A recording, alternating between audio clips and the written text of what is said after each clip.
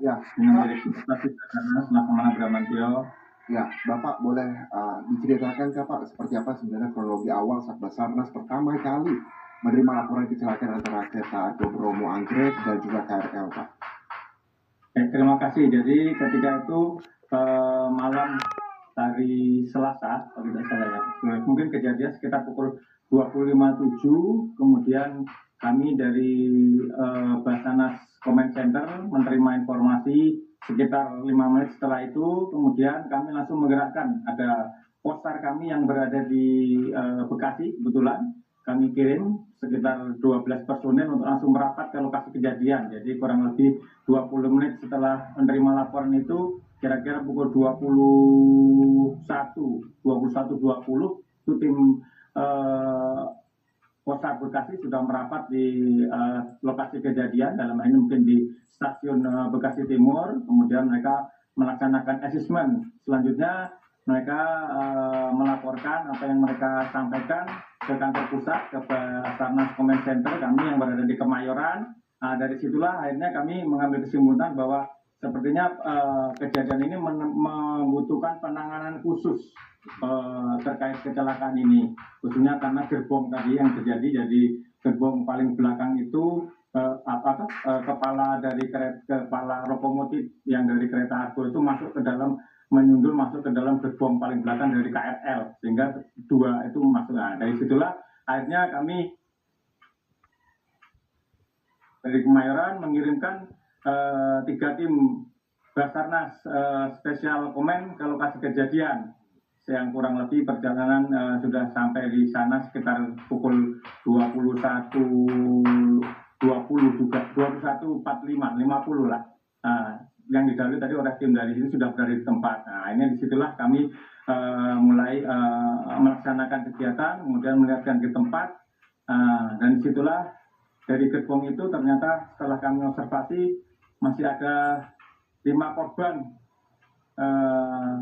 wanita yang menurut kami harus segera kami selamatkan, karena mereka 5 ini masih dalam kondisi hidup, demikian, Mas. Nah, ketika mengevakuasi 5 korban itu yang kondisinya masih hidup seperti Bapak ceritakan tadi, apa memang menjadi kesulitan dan butuh waktu berapa lama sebenarnya Pak pada saat melakukan evakuasi itu?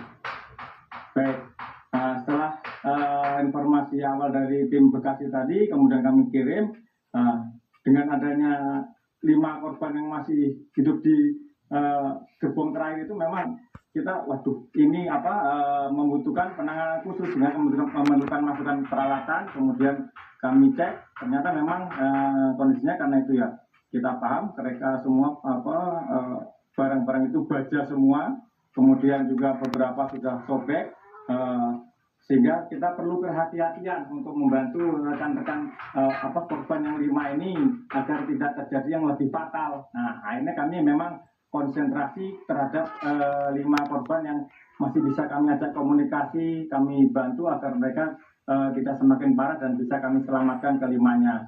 Sehingga dengan perlengkapan ekstrikasi kami berusaha mencoba memang yang bukan kendala sebenarnya, kecuali adalah memang harus menghadapi plat-plat baja tebal dari gerbong. Di samping juga beberapa plat itu sudah ada yang sobek, khususnya mungkin dari plat dinding samping, kemudian juga dari atap dan dari bawah, dari dasar lantai gerbong itu yang menusuk ke sisi lain. Nah, beberapa korban ini memang terjepit di situ, dan ada yang juga tertindih oleh rekannya yang sudah meninggal yang di atasnya, termasuk jempitan dari atasnya ini yang membutuhkan kehati-hatian di situ. Nah, termasuk mungkin plat-plat baja yang agak berat tadi harus kami sobek berhati-hati, karena kita juga kan tidak mungkin menggunakan alat las atau segala macam, karena akan lebih berisiko. Sehingga termasuk mungkin ada pertanyaan, kenapa